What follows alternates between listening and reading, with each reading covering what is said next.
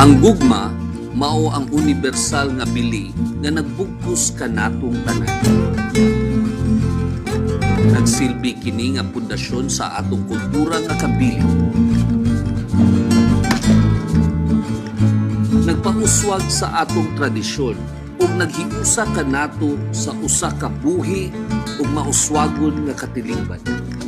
Gugma para sa katawhan sa dumanhog, gugma sa matag usa, gugma sa among delikasiya ug gugma para sa among patron na si Saint Francis of Assisi. Kami ang nag-inusarang lungsod nga naila sa Bisnok, Contingent number 4, para sa Bisnok Festival sa lungsod sa Dumanhog, ang home of the governors.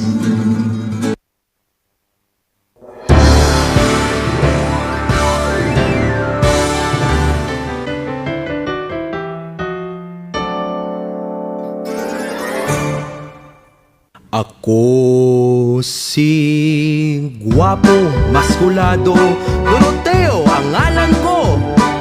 Simple ang pangandoy, dumanhog ang gugma ko. Kahumuat sa lechon, murag yun akong perfume.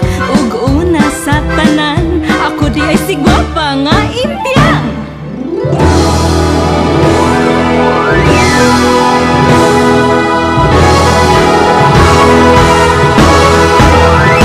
Huwag mo yain siya, why forever yung buha. Di mo bagay kita sa isa't isa. Dumanhog makuhalaran ka, sa kanunay ikaw lang balikan ka. Pagkanamian sa timpla, sa pagkaon makaganap. Namian nga lechon, Bisaya nga manok, dumanhog nga Bisnok. Impyang sugtain taon, kining pangandoy kong gugma. Ikaw lang sa kanunay, ang higugmaon ko. Di ko mo sugot pagbuwag mo.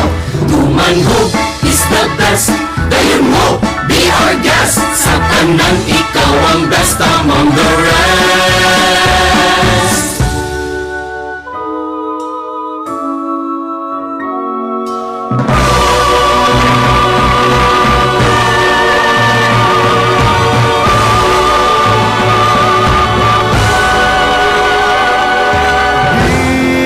Nasa among kabukiran,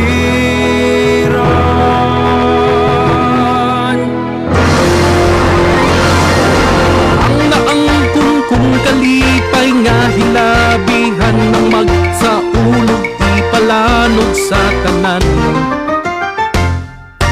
Sa timplada ang kaunlugan na balik-balikan o pangitaon sa kanunay ka.